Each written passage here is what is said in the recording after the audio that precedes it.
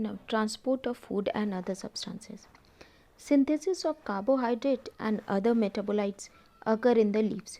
So, the hormone required for the growth and development are mainly synthesized at the shoot and root tips. The carbohydrates synthesized in green cells of the leaf are transported to non-green parts where they are needed for respiration and biosynthesis of other metabolites. So, similarly, in this manner, the hormones synthesized in one part of the plant are also transported to another part where they are active and they causes growth effect. Okay, so the product of the metabolic process, particularly photosynthesis, are moved from leaves to other parts of the plant with the help of phloem. And so the transport of soluble product of photosynthesis, that is food, from leaves to the other parts of the plant is called translocation. Okay, and it occurs through phloem, so it is also known as phloem transport. Okay, now it is the long distance movement of organic substance from the source to the sink. Okay, that is from the photosynthetic zone, that is from green leaves, to the region of the utilization or the consumption, that is the sink, which are the non-green parts of the plant. Now, the source and the sink may be reversed with respect to seasonal variation and plant needs. Okay. Now, this for translocation, food molecules enter the part of phloem called seed tubes, from where they can be transported upward or downward to all parts of the plant including roots.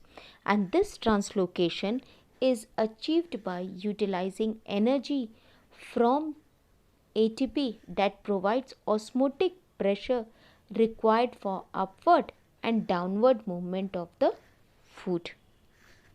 Now, the high pressure produced in the phloem tissue moves the food to all other parts of a plant having less pressure, and food is transported to all parts of the plant through phloem tissue. Means carbohydrates are continuously synthesized in mesophyll cells of the leaves. So the suction pressure of these cells increases, due to which water from adjoining cell is absorbed, and this pushes dissolved food into the sieve tubes of the phloem. So since the food is actively transported, it requires energy in the form of ATP.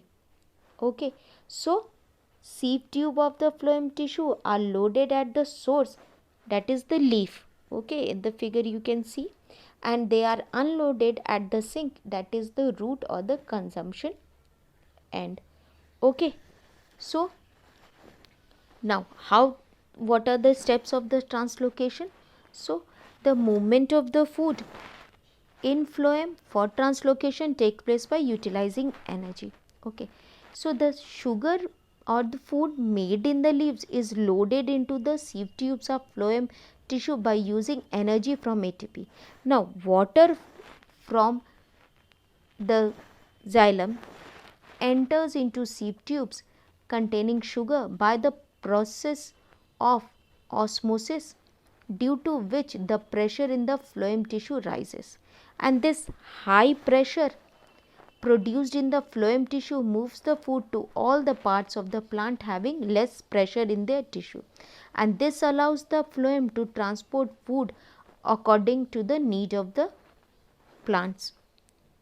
Okay, so here it is written: source, place where a substance starts its journey in plant transport tissue, and sink, where a substance ends its journey in plant transport tissue. Okay, so this is how we saw the transport of water and minerals and transport of food and other substances. Now these are the some of the important points regarding transport of water and minerals through xylem.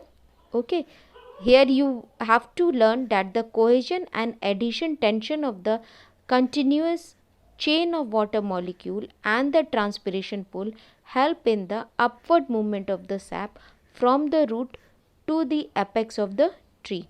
And during daytime, when stomata are open, the transpiration pull is the major driving force for ascent of sap, and root pressure is more effective at night. Now, this is the transport of food and other substances. Here you have to remember that the transport of food from leaves to different parts of the plant is termed as translocation. Okay, and it is transported as a dilute aqueous solution to all the plant parts.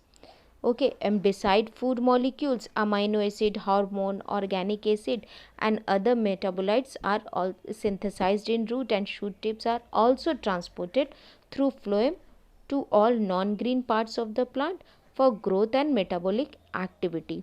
And though the translocation of the food is due to concentration gradient, but it needs energy which is derived from ATP.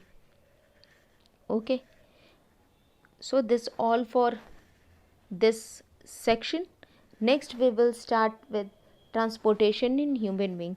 So do all the assignment in your notes copy, prepare the notes, and that's all for today. Thank you.